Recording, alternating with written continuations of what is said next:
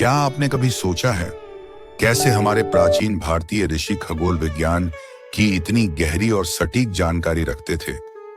जब न कोई दूरबीन थी, न कोई उपग्रह, न कोई इलेक्ट्रॉनिक उपकरण, फिर भी उन्हें पता था कि सूर्य किस गति से चलता है, चंद्रमा कब ग्रहण में आएगा और आकाशगंगा की संरचना कैसी है। आज जब हम विज्ञान को पश्चिम से जोड़कर देखते हैं, तब हमें भूल नहीं करनी चाहिए कि भारत में हजारों साल पहले खगोल ज्ञान की ऐसी नींव रख दी गई थी जो आज भी वैज्ञानिकों को चकित कर देती है। यह कहानी है उन ऋषियों की जिन्होंने ध्यान में ब्रह्मांड देखा, जिनके लिए नक्षत्र और ग्रह सिर्फ रोशनी नहीं थे बल्कि ब्रह्म की अभिव्यक्ति थे। ऋग्वेद की रचनाओं में हम देखते हैं सूर्य को तेजस्वी रथ में चलते हुए वहां उल्लेख है कि कैसे नक्षत्रों का संचालन ब्रह्मांडीय नियमों से होता है।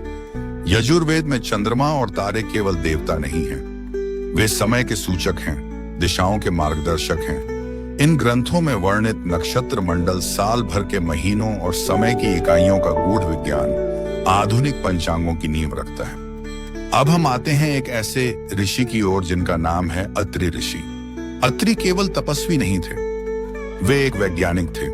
उन्होंने सूर्य की गति, उसके समय चक्र और उसकी ऊर्जा का अध्ययन किया। उनके नाम से जुड़े ग्रंथों में हम सूर्य सिद्धांत की झलक पाते हैं। यह सिद्धांत बताता है कि एक वर्ष में कितने दिन होते हैं, कैसे दिन और रात बदलते हैं, कैसे ऋतुएं सूर्य की स्थिति पर आधारित होती हैं।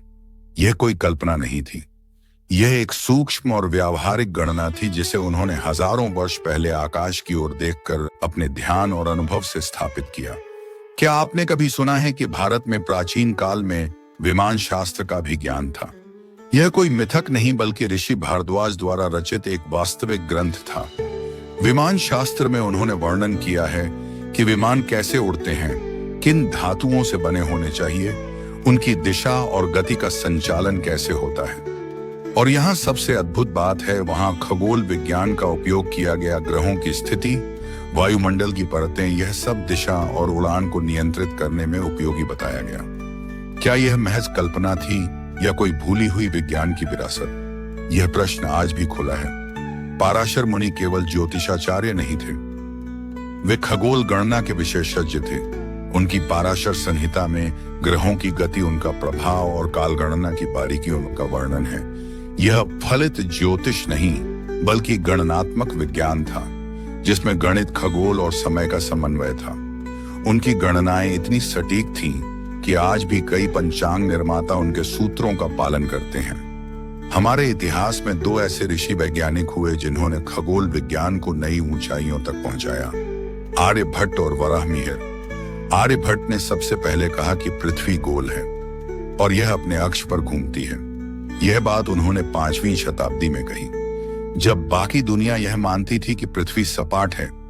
उन्होंने सूर्य और चंद्र ग्रहण की वैज्ञानिक व्याख्या दी कि ये कोई दैवी चमत्कार नहीं बल्कि पृथ्वी और चंद्रमा की छाया के कारण होते हैं।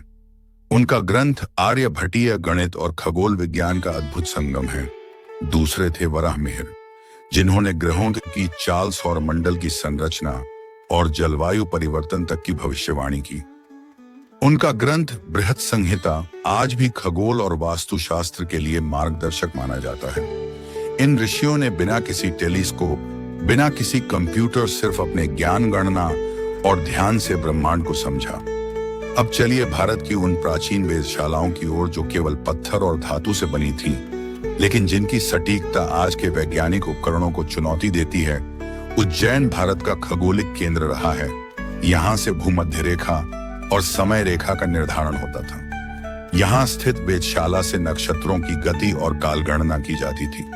जयपुर की जंतर मंतर वेधशाला राजा सवाई जय सिंह द्वारा बनवाई गई थी। यह कोई साधारण संरचना नहीं थी बल्कि यह खगोल उपकरणों का अद्भुत संग्रह है, जिनसे सूर्य स्थिति, चंद्रमा की गति और ग्रहों की चाल मापी जाती थी। इन पत्थरों की आकृतियां सिर्फ स्थापत्य नहीं थी, वे खगोलीय गणनाओं के उपकरण थे जो बिना किसी मशीनरी के दिन, महीना, वर्ष और ग्रहण तक की भविष्यवाणी कर सकते थे। और नालंदा, जो एक विश्वविद्यालय से पढ़कर था, वहां के आचार्यों ने खगोल और गणित को अध्यात्म और दर्शन के साथ जोड़ा। इन वेधशालाओं ने यह सिद्ध किया कि भारत केवल आध्यात्म का देश नहीं बल्कि गणना और विज्ञान की भी भूमि रहा है। पश्चिमी विज्ञान जहां समय को रेखीय मानता है, वहीं भारतीय ऋषियों ने समय को चक्रीय समझा। उन्होंने कहा कि ब्रह्मांड एक ही रेखा में नहीं चलता, बल्कि वह बार बार जन्म लेता है, विनाश होता है, फिर से उत्पन्न होता है। यह सिद्धांत युग चक्र में प्रकट होता है। सत्य युग, त्रेता युग, द्वापर युग और कलयुग, इन 4 युगों का क्रम चलता रहता है और हर चक्र लाखों वर्षों का होता है। ब्राह्मण ग्रंथों और उपनिषदों में बताया गया है कि एक कल्प में कितने युग होते हैं, एक मनवंतर कितना समय होता है, और ब्रह्मा का ही एक दिन कितने अरब वर्षों के बराबर होता है। यह कोई धर्म कथा नहीं थी, यह काल और ब्रह्मांड को समझने की गहरी प्रणाली थी जो खगोल गणना से जुड़ी थी। ऋषियों के लिए ब्रह्मांड केवल एक दृश्य नहीं था, वह चेतना थी जो समय के साथ स्पंदित होती थी। जब हम आधुनिक विज्ञान को देखते हैं तो पाते हैं कि उसने ब्रह्मांड को मापने के लिए दूरबीन, रेडियो टेलीस्कोप और स्पेस ऑब्जर्वेटरीज का सहारा लिया है, जबकि हमारे ऋषियों ने न आकाश में यान भेजे न ही लेजर तकनीक अपनाई। फिर भी उनके निष्कर्ष कई मामलों में आधुनिक विज्ञान से मेल खाते हैं। उदाहरण के लिए पृथ्वी की गोलता ग्रहण की सही गणना, सौर वर्ष की लंबाई, यह सब ऋषियों ने हजारों वर्ष पहले बता दिया था।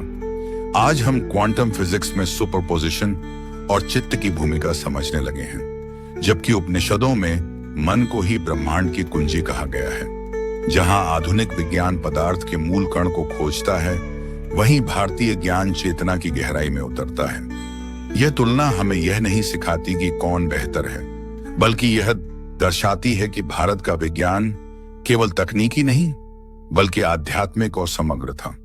तो अगली बार जब आप रात के आकाश में सितारों को देखें तो यह जरूर सोचिए कि इन्हें देखने के लिए हमारे पास कभी टेलीस्कोप नहीं थे, लेकिन फिर भी हमारे ऋषियों ने इन्हें जान लिया, समझ लिया और ब्रह्मांड की गहराइयों तक पहुंच गए।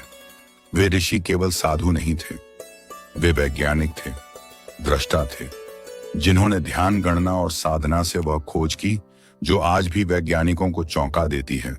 यह हमारी जड़ों का ज्ञान है, यह हमारी संस्कृति की गहराई है। हमने वेदों में ब्रह्मांड का जन्म देखा, हमने संहिताओं में ग्रहों की चाल पढ़ी, हमने उपनिषदों में चेतना की स्पंदना सुनी।